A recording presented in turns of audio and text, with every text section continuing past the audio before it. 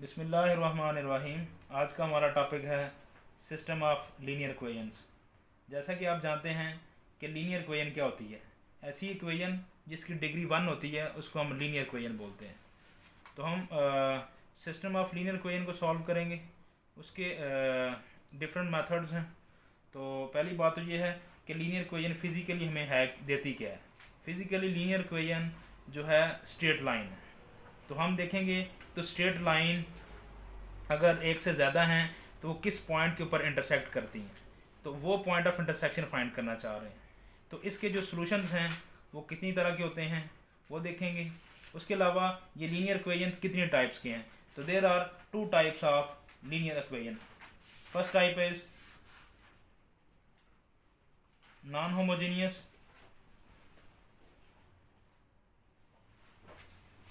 और दूसरी टाइप है होमोजेनियस।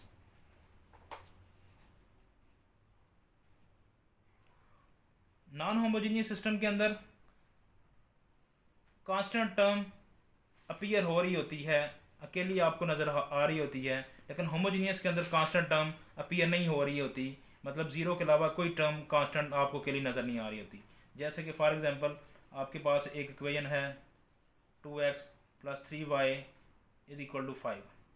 ये हमारे पास नॉन होमोजेनियस है क्योंकि ये कांस्टेंट टर्म अकेली हमें ज़ीरो के अलावा नज़र आ रही है। ये इधर भी हो 3x + 5y - 6 = 0, ये स्टिल कांस्टेंट टर्म नज़र आ रही है। कि पूरी इक्वेशन के अंदर अगर कांस्टेंट टर्म अकेली नज़र आ रही हो तो उसको हम कहते हैं नॉन होमोजेनियस लीनियर इक्वेशंस। तो अगर कांस्टेंट टर्म सिर्फ 0 नज़र आ रही हो तो उसको हम कहते हैं होमोजेनियस। जैसा कि 4x + 5y = 0, ये होमोजेनियस है, इसमें कांस्टेंट टर्म 0 के अलावा हमें नज़र नहीं आ रही। तो this is called homogeneous linear equation, this is called non homogeneous. ये आपके पास नॉन होमोजेनियस है और ये आपके पास होमोजेनियस है। अब हम देखते हैं इसके सॉल्यूशंस, इसके जो है नॉन होमोजेनियस सिस्टम के आंसर कितनी किस्म के होते हैं। तो solutions of non homogeneous system.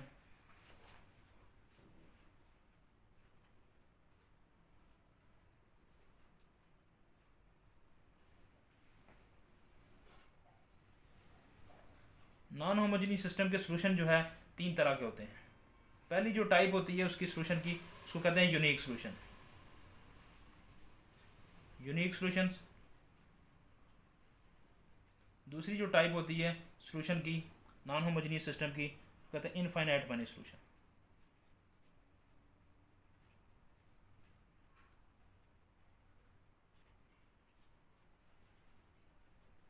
जो थर्ड टाइप होती है सॉल्यूशन की उसको हम कहते हैं no solution. It mean that हर नॉन होमोजेनियस सिस्टम ज़रूरी नहीं सॉल्वेबल हो। कि मीन दैट कि कुछ ना कुछ सिस्टम ऐसे होंगे जिनका सॉल्यूशन एग्जिस्ट ही नहीं करता होगा। इसका मतलब क्या होगा कि वो जो लाइनें हैं वो उनका कोई पॉइंट ऑफ इंटरसेक्शन नहीं है, कि वो लाइनें जो गुजर रही हैं कोई उनका कोई किसी पॉइंट के ऊपर मीट नहीं कर रही। तो यूनिक सॉल्यूशन का मतलब ये होता है कि पॉइंट ऑफ इंटरसेक्शन एक है, मतलब लाइनें एक पॉइंट के ऊपर इंटरसेक्ट कर रही हैं। इनफाइनाइट मैनी सॉल्यूशन का मतलब क्या है कि ये जो लाइनें होंगी वो एक से ज़्यादा जगह पे इनफाइनाइट मैनी पॉइंट्स के ऊपर इंटरसेक्ट कर रही होंगी। तो नो सॉल्यूशन का मतलब ये है कि अगर आपके पास एक से ज़्यादा इक्वेशंस हैं, उनका आप सॉल्यूशन फाइंड करने जा रहे हैं, तो इसका मतलब है वो लाइनें किसी भी एक पॉइंट के ऊपर कभी भी इंटरसेक्ट नहीं कर सकती क्योंकि वो लाइनें पैरेलल होंगी। तो नो सॉल्यूशन के फिजिकली मीनिंग यही है कि lines are parallel. Unique solution के मतलब क्या है कि लाइंस एक पॉइंट के ऊपर इंटरसेक्ट कर रही हैं। तो इनफाइनाइट मैनी सॉल्यूशन के मतलब क्या है कि जो लाइनें हैं वो ओवरलैप कर रही हैं, इनफाइनाइट मैनी पॉइंट्स के ऊपर वो इंटरसेक्ट कर रही हैं। तो हम एग्जांपल के साथ इसको चेक करते हैं। पहले एग्जांपल 1 देखते हैं। फॉर एग्जांपल हम एक नॉन होमोजेनियस सिस्टम लेते हैं। हम एक क्वेश्चन लेते हैं 2x + 3y + 6z = 5। एक और इक्वेशन लेते हैं x + y + z = 6 and third equation is 2x + y + z = 1। ये जो एक सिस्टम है, इसको 1 का नाम देते हैं, इस सिस्टम को हमने सॉल्व करना है। तो ये नॉन होमोजीनियस सिस्टम है क्योंकि इन तमाम इक्वेशन के अंदर जो है कांस्टेंट टर्म इंडिपेंडेंटली नज़र आ रही है, अकेली टर्म नज़र आ रही है हमें, इसमें 6 है, इसमें 5 है, इसमें 1 है। तो इट मीन दैट ये नॉन होमोजीनियस सिस्टम है। तो इस नॉन होमोजीनियस सिस्टम को सॉल्व करेंगे, ये इन तीनों तरह के सोल्यूशन में से किसी एक कैटेगरी में लाई करेगा। तो देखते हैं इसका सोल्यूशन किस कैटेगरी में लाई करता है। तो इसको सॉल्व करने से पहले सबसे पहले ये ज़हन में रखना है कि ये तमाम इक्वेशन क्या तरतीब के साथ हैं। अगर ये तरतीब के साथ नहीं है तो इनको तरतीब देनी है। तो यहाँ पे आपने ए बी मैट्रिक्स बना लेना है, इसको हम आर्गुमेंटेड मैट्रिक्स कहते हैं। तो सबसे पहले आपने इक्वेशन को तरतीब देने के बाद ए बी मैट्रिक्स बनाना है। तो इनके कोफिशिएंट लिखें, एक्स का कोफिशिएंट पहले 2 है, फिर 3 है, फिर 6 है, और उसके बाद ये लाइन लगा दें कि आप इक्वल टू के दूसरी तरफ वाली टर्म लिखने लगे हैं, 5 1 1 1 और 6, उसके बाद 2 1 1 1। ये आपके पास ए बी मैट्रिक्स है। अब आपका टारगेट है इसको सॉल्व करना है। सॉल्व कैसे करना है? सॉल्व करने के डिफरेंट मेथड्स हैं, लेकिन हम लोग इसको एचलन फॉर्म की मदद से सॉल्व करेंगे।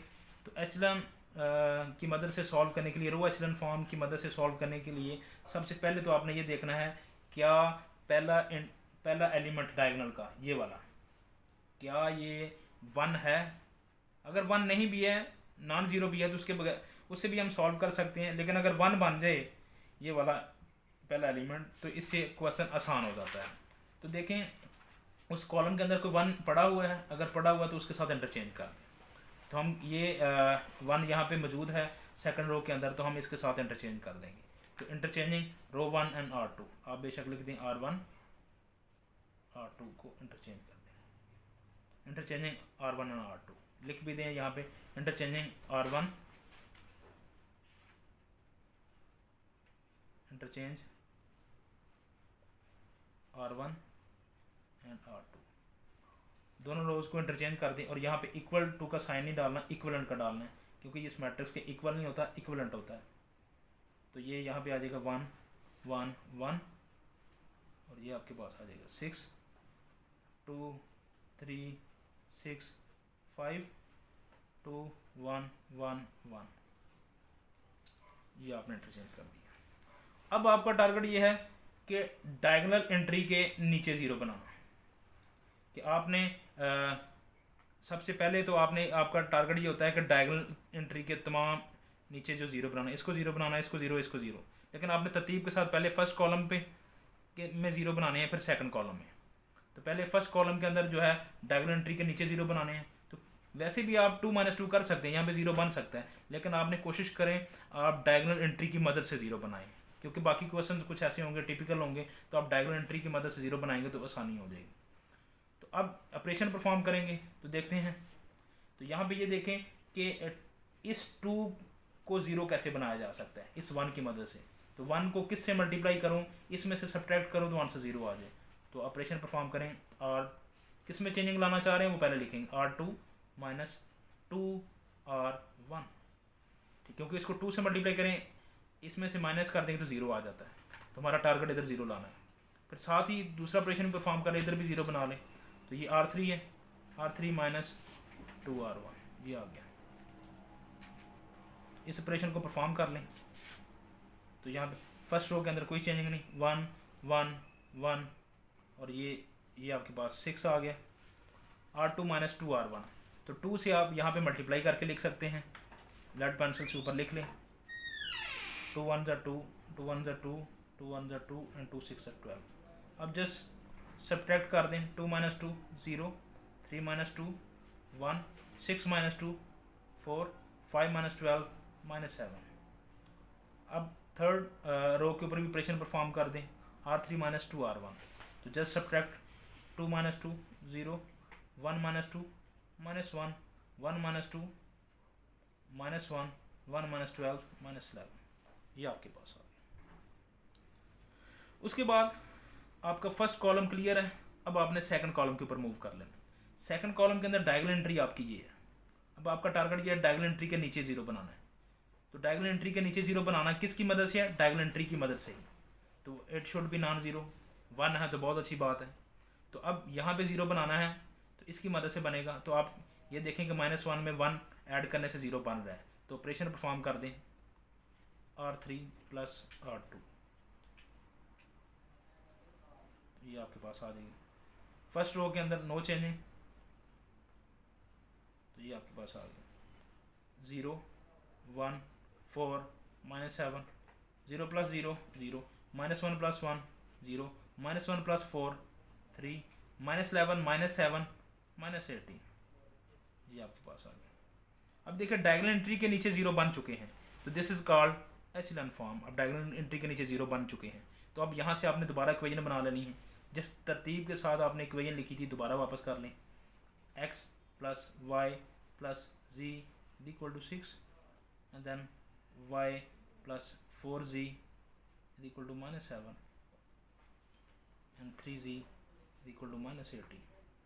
इसको इक्वेशन 2 का नाम दे दें, इसको 3 का नाम दे दें, इसको 4 का नाम दे दें। लास्ट इक्वेशन से z की वैल्यू निकालें, 3 मल्टीप्लाई हो रहा है तो जाकर डिवाइड कर दें, z = -18 डिवाइडेड बाई 3, तो ये आपके पास z की वैल्यू आ गई -6।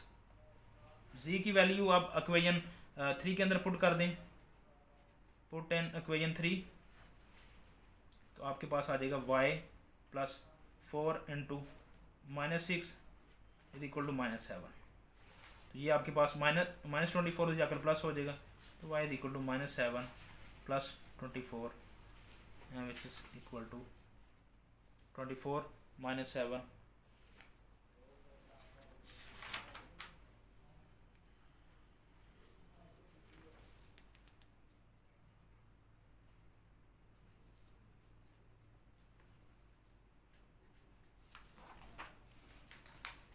उसके बाद y की वैल्यू आपने निकाल ली, y = 17 है और z की वैल्यू भी आपके पास आ चुकी है। y और z की वैल्यू आपने क्या करनी है, इक्वेशन 2 के अंदर पुट कर दें। तो इक्वेशन 2 implies that x + 17 - 6 = 6, उसको उधर ले जाएं, x = 6 - 17 + 6, x की वैल्यू क्या आ जाएगी, 6 + 6 12, 12 - 17 पास आज क्या आ जाएगा -5। तो आपके पास x की वैल्यू आ गई -5, y is 17 and z is -6। तो इट मीन दैट आपके पास ये इस सिस्टम का सोल्यूशन आ गया। This is called unique solution. तो ये आपके पास जो सिस्टम था, इस सिस्टम को हम सॉल्व करने जा रहे थे।